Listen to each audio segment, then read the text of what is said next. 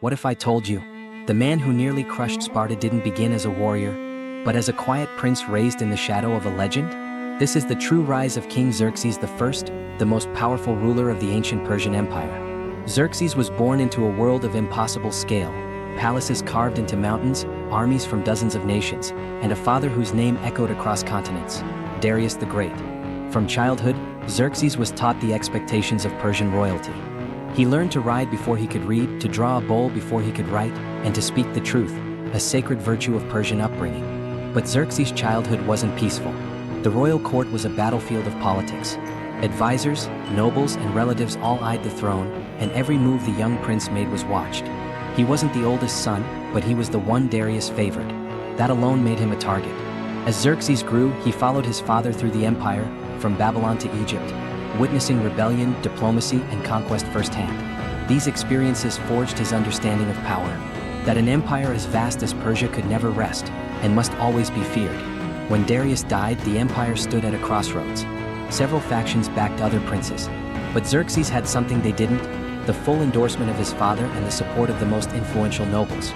He secured the throne and became the new king of kings, ruler of millions. But Xerxes inherited more than a crown. He inherited unfinished vengeance. Years earlier, the Greek city-states had humiliated Persia at Marathon.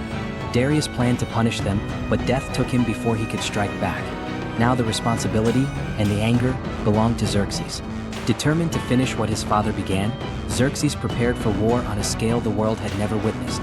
He gathered soldiers from every corner of the empire: Persians, Medes, Egyptians, Babylonians, Indians, Phoenicians, an army so massive that ancient writers claimed it shook the earth as it marched.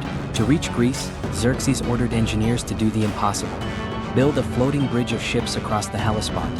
It worked until a violent storm destroyed it. Xerxes saw this not as tragedy, but defiance. He famously ordered the sea to be whipped and chained, demonstrating that even nature should bow to the King of Kings. Once rebuilt, Xerxes led his army across the sea and into Greece, confident of swift victory. But standing in his way at a narrow mountain pass were 300 Spartans, led by King Leonidas. Xerxes offered them a chance to live if they surrendered their weapons. Leonidas gave him a reply that echoed through history: "Come and take them." The Battle of Thermopylae became a brutal 3-day struggle. Spartan discipline and terrain choked Xerxes' vast army.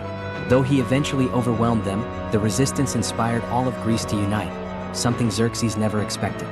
From a prince overshadowed by giants, to the king of kings commanding the largest army on earth, to the ruler whose ambition burned into the heart of Sparta. This is the rise of Xerxes, a man whose decisions shaped the fate of two civilizations. Be sure to like and subscribe for more.